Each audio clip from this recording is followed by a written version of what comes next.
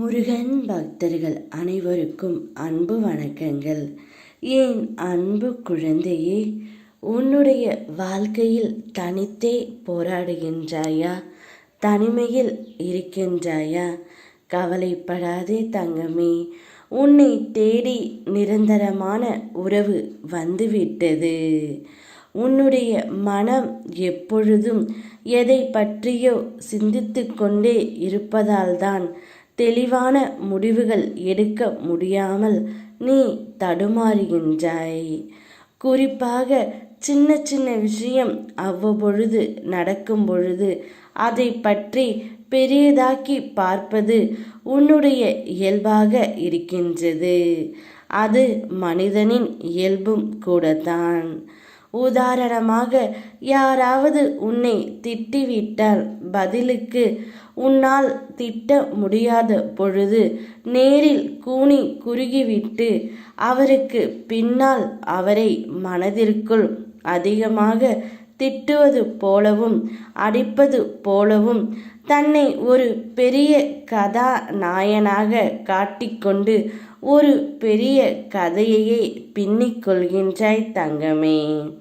சந்தேகம், அவமதிப்பு, பொறாமை, கோபம், அவமானம், பெருமை, வளவளென பேசுதல் போன்ற உணர்ச்சிகள் உன்னை தாக்கும் பொழுது மனம் உழன்று கொண்டு கட்டுப்படுத்த முடியாமல் அதை வெளிப்படுத்தி விடுகின்றாய். இதனை நீ அடக்க வேண்டும் தங்கமே.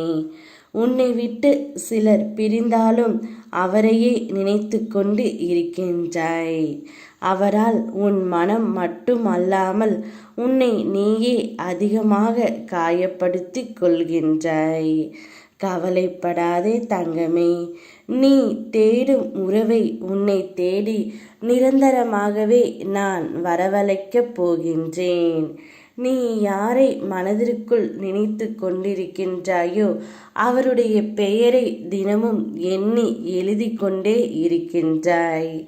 அப்பேற்பட்ட ஒரு உறவுதான் உன்னை தேடி இப்பொழுது வரப்போகின்றது.